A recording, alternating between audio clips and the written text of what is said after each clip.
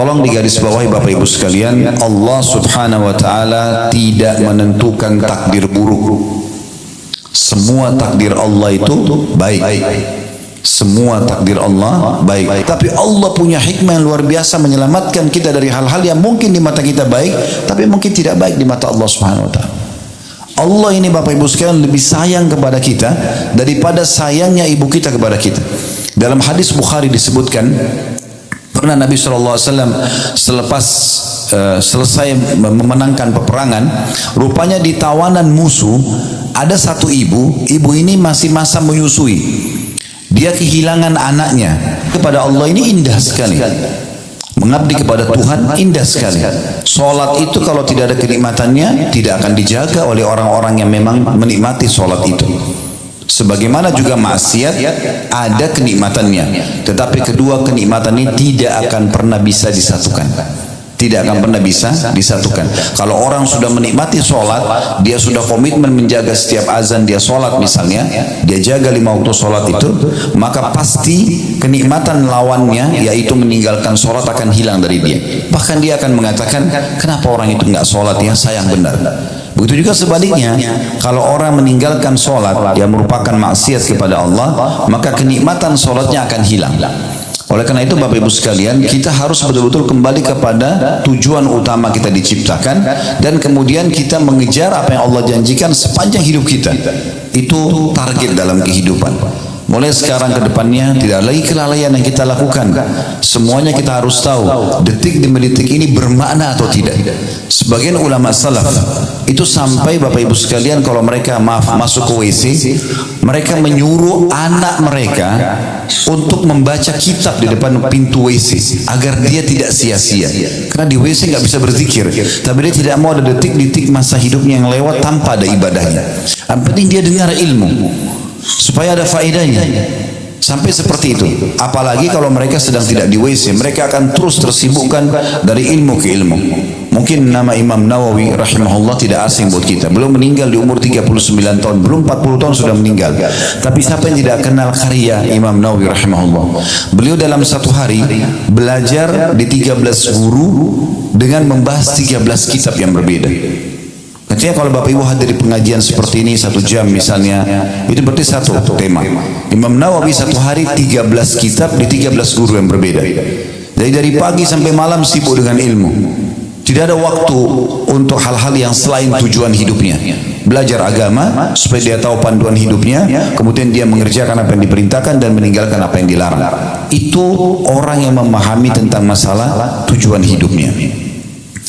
Orang yang memahami tujuan hidup ini juga akan mengetahui tentang masalah takdir, keputusan Allah Subhanahu wa taala. Karena kita sedang membahas tema pilihan Allah terbaik, maka kita tidak pasti luput membahas masalah takdir. Tolong digarisbawahi Bapak Ibu sekalian, Allah Subhanahu wa taala tidak menentukan takdir buruk. Semua takdir Allah itu baik.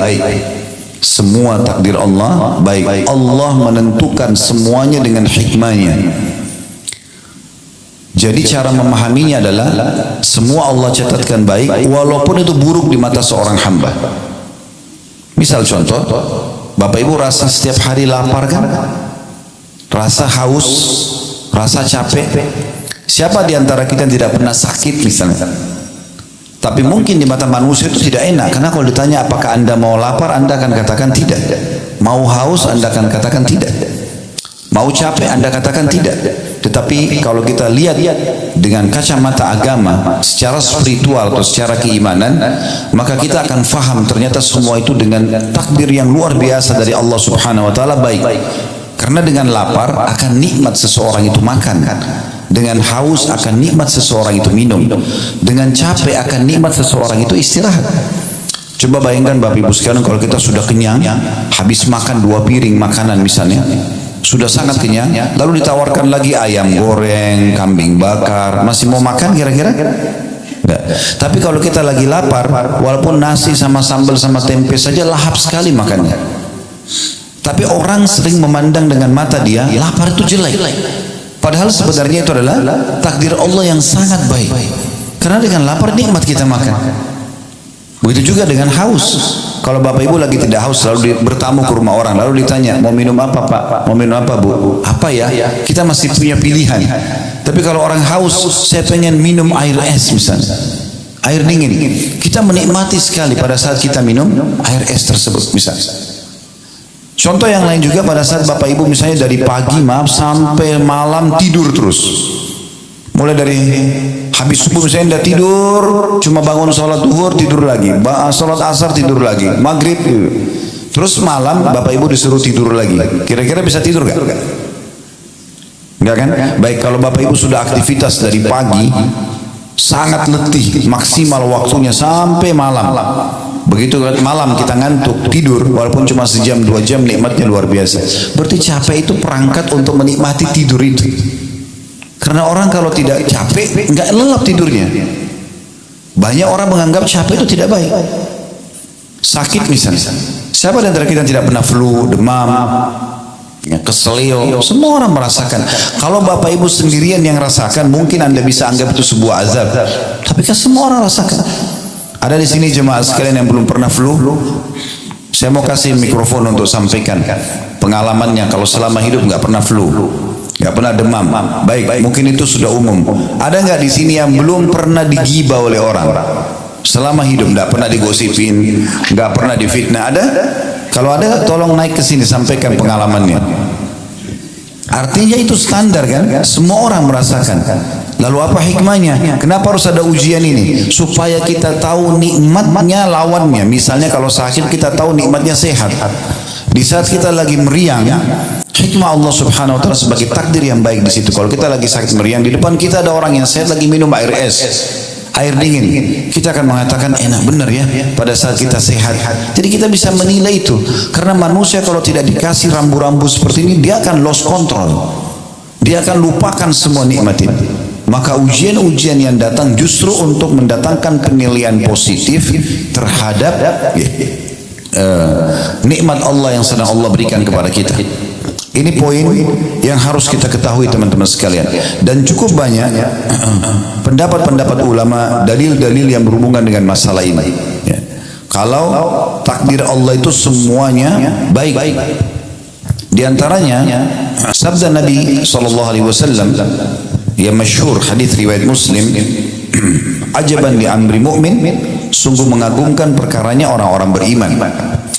Lalu kata Nabi SAW, inna amrahu kulluhu khair, atau kulluhu khair, semua perkaranya orang mukmin itu baik. Semua dia terasakan takdirnya baik. In asabahu sarra syakar, kalau dia diberikan nikmat dia bersyukur. Wa in asabahu dharra sabar, kalau dia diberikan ujian maka dia sabar. Wala yakunu dzalika illa lil mu'min, dan itu tidak dimiliki kecuali oleh orang beriman. Kata ulama menanggapi hadis ini menandakan bahwasanya baik itu sebuah nikmat yang melimpah, maka itu adalah kebaikan, takdir Allah SWT yang baik. Baik itu sebuah ujian, juga itu adalah takdir yang baik Allah Subhanahu wa taala. Tapi orang beriman yang bisa menilai ini. Bagaimana kita sekarang merasakan dan menilai kalau ujian itu adalah sebuah nikmat? Sakit, diganggu orang, segala macam. Allah Subhanahu wa taala memudahkan Bapak Ibu sekalian agar kesalahan-kesalahan yang kita lakukan ini itu memiliki banyak opsional agar bisa dibersihkan. Karena kan setiap pelanggaran akan ada hukumannya ya. Misal Bapak Ibu kerja di satu perusahaan, maka kalau orang melanggar peraturan perusahaan akan ada hukuman. Kalau mungkin biasa di perusahaan itu SP, surat peringatan 1, SP1, SP2 dan seterusnya. Nah sampai terakhir puncaknya di PHK misalnya, ada hukuman. Nah orang juga kalau melanggar hukum Allah ada hukumannya. Allah memberikan banyak kita opsi supaya hukuman itu tidak menimpa kita. Seperti misalnya taubat. Selain taubat datangnya ujian-ujian, sakit, gangguan orang. Ternyata itu menyelamatkan kita dari siksaan nanti di akhirat karena perbuatan kita. Makanya Nabi SAW mengatakan dalam sebuah hadis riwayat Muslim, tidak ada yang menimpa seorang muslim dari letih, tidak ada yang menimpa seorang muslim dari letih, capek, gangguan orang, penyakit, bahkan duri yang menusuk tubuhnya kecuali jadi pengampunan dosa-dosanya. Kalau ada sesuatu yang Bapak Ibu tidak suka terjadi dalam hidup, perhatikan baik-baik.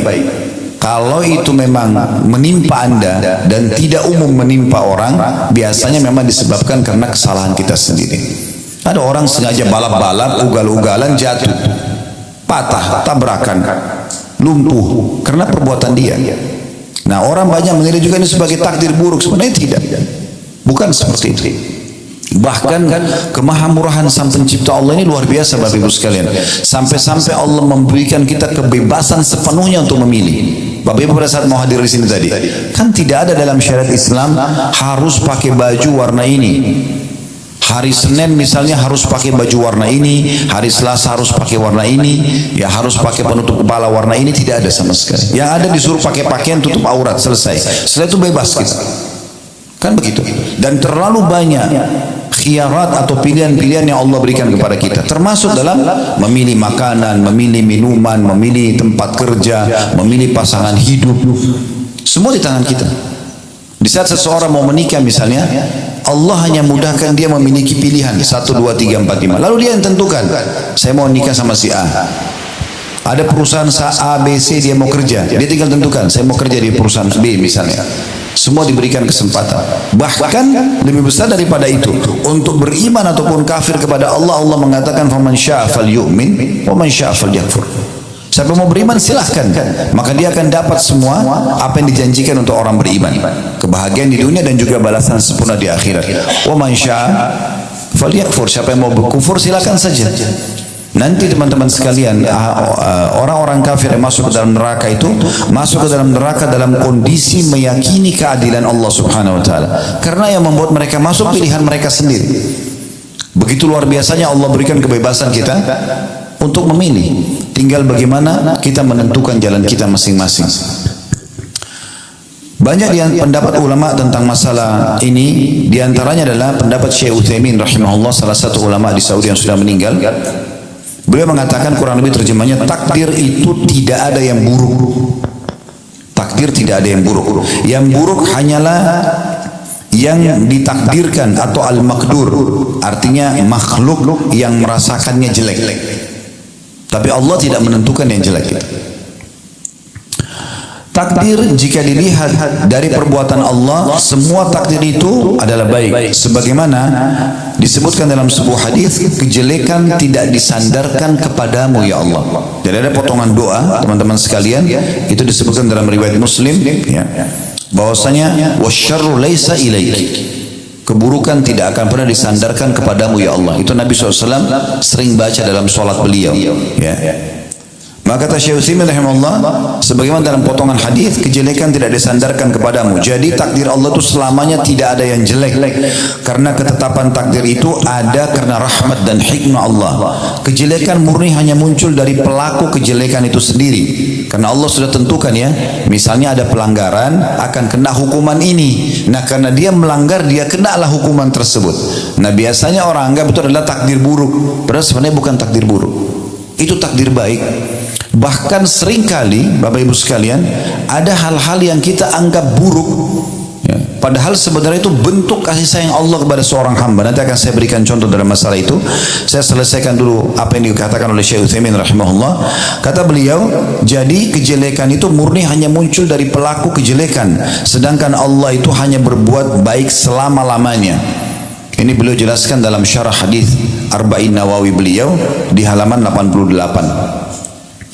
Yang saya katakan tadi contohnya Bapak Ibu sekalian adalah pelaku kriminal. Semua hamba Allah Subhanahu wa taala kalau ingin melakukan satu perbuatan kriminal, kriminal ini berarti pelanggaran, bahasa agamanya maksiat, ya. Yang Allah sudah tentukan sebagai pelanggaran, berzina, mencuri, membunuh, apa saja.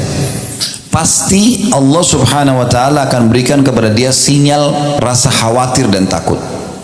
Di saat dia mau masuk hotel berzina misalnya, pasti ada rasa takutnya, rasa khawatir. Dia mau mencuri begitu, dia mau membunuh begitu, supaya dia tidak melakukannya.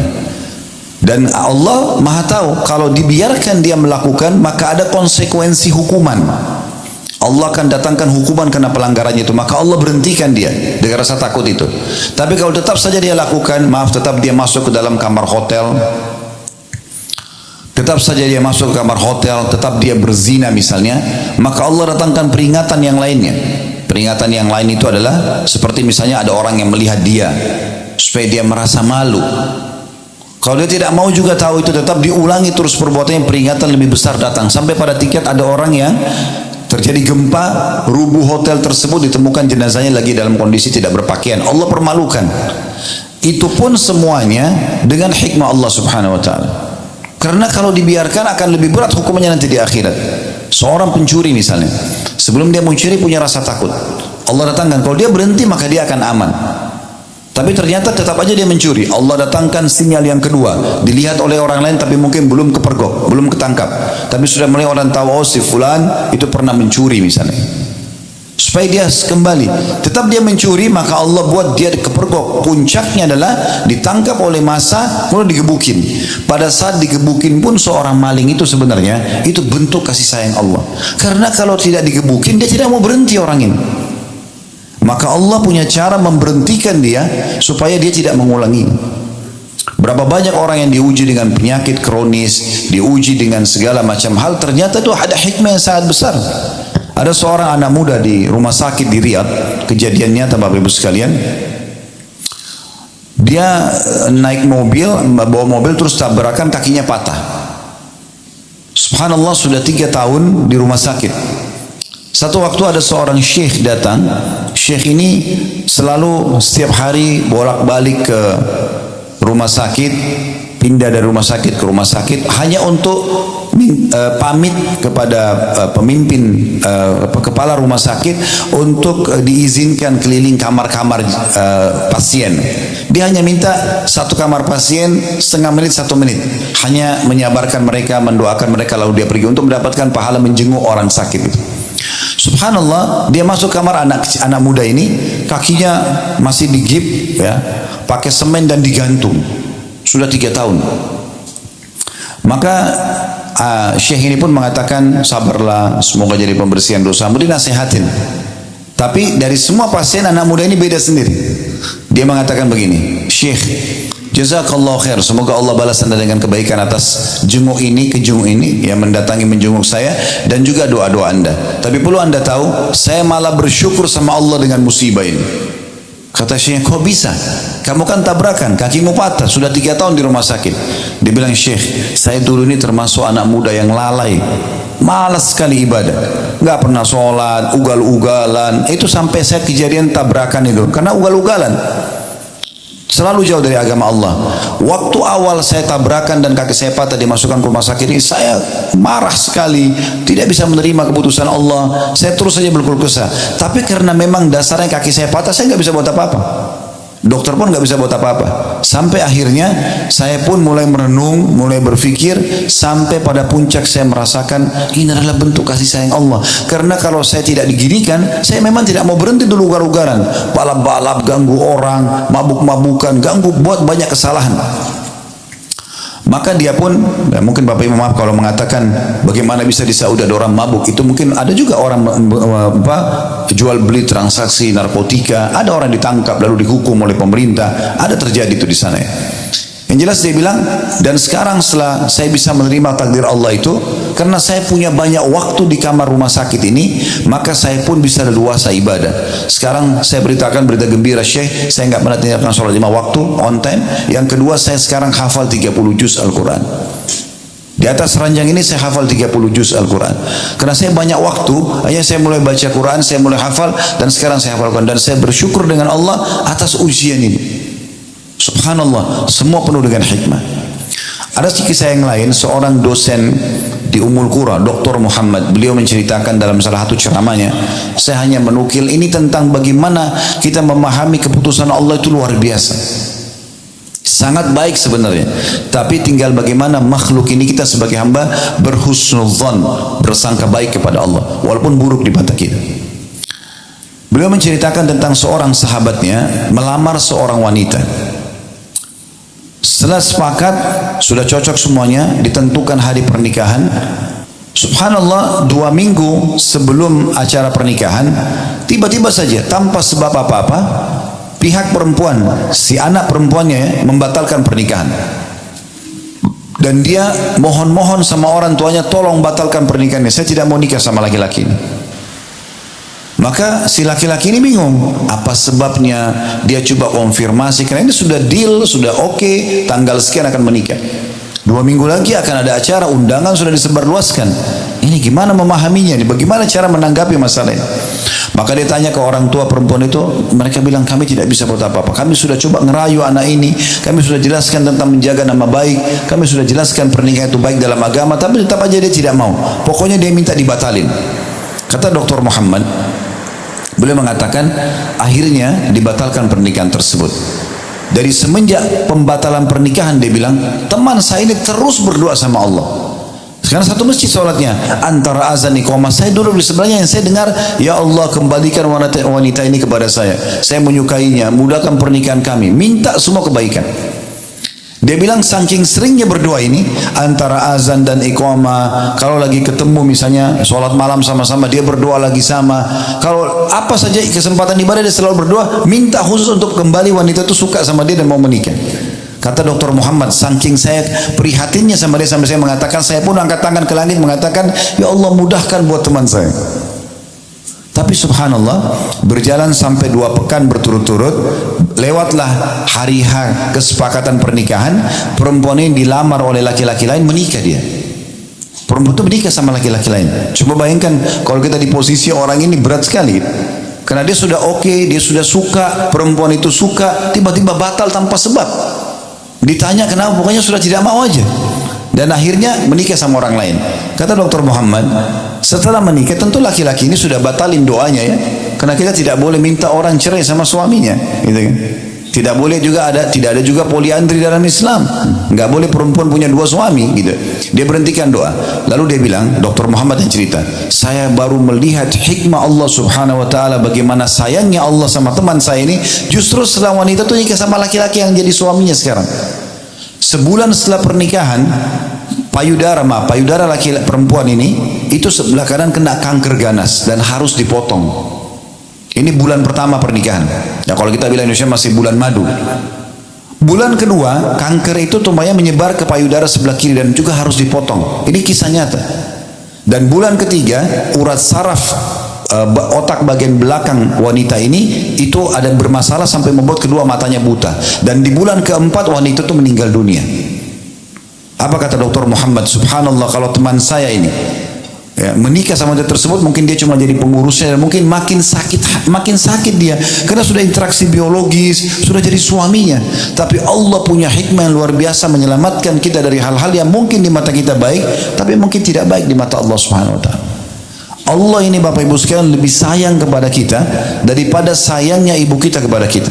Dalam hadis Bukhari disebutkan, pernah Nabi SAW selepas selesai memenangkan peperangan, rupanya di tawanan musuh ada satu ibu ini masih masa menyusui. Dia kehilangan anaknya. Kemudian dia datang ke tawanan perang, dan setiap kali dia lihat anak kecil diangkat, dibalik, dilihat mukanya bukan anaknya, diturunkan lagi sampai dia dapat anak dia. Begitu dia dapat anak dia, langsung dia peluk, disusuin anak itu. Di kancah peperangan penuh debu, lagi suasananya luar biasa, tapi karena ibu ini kehilangan anak, begitu dia dapat, dia sudah lupa semua itu. Anaknya dimasukin ke dalam baju, disusuin sama dia. Nabi SAW melihat itu. Lalu Nabi SAW bilang kepada para sahabat, apakah kalian lihat ibu itu? Mereka mengatakan, iya ya Rasulullah. Baik, apakah kalian mengira ibu ini akan mau melempar anaknya ke dalam api? Kalau kita bakar api ini, api unggun, kita suruh ibu itu lempar anaknya, mau nggak? Kata sahabat, tentu tidak ya Rasulullah. Tidak mungkin. Dia pasti akan terus mempertahankan anaknya selama dia mampu. Kata Nabi SAW, demi zat yang jiwaku dalam genggaman yang maksud, demi Allah, sesungguhnya Tuhan kalian Allah lebih sayang kepada kalian daripada ibu itu kepada anaknya. Allah tidak ingin kita celaka. Allah tidak ingin kita masuk ke dalam neraka. Allah nggak ingin kita lapar, nggak ingin kita haus, nggak ingin kita merasa penderitaan, gitu kan? Tetapi sering kali terjadi ujian-ujian itu karena perilaku hamba itu sendiri. Dia penyebabnya. Dia melakukan pelanggaran agama yang akhirnya memang Allah sudah tentukan sebagai takdir, keputusannya akan kena hukuman ini misalnya. Seperti itu. Jadi kita tinggal berhusnudzon dengan Allah Subhanahu Wa Taala. Kapan kita sudah berbuat baik, kita pertahankan. Kapan kita berbuat yang salah, kita segera bertaubat. Orang yang segera kembali ke Allah Subhanahu Wa Taala, maka secara otomatis ya dia akan mendapatkan yang terbaik dari Allah Subhanahu wa taala.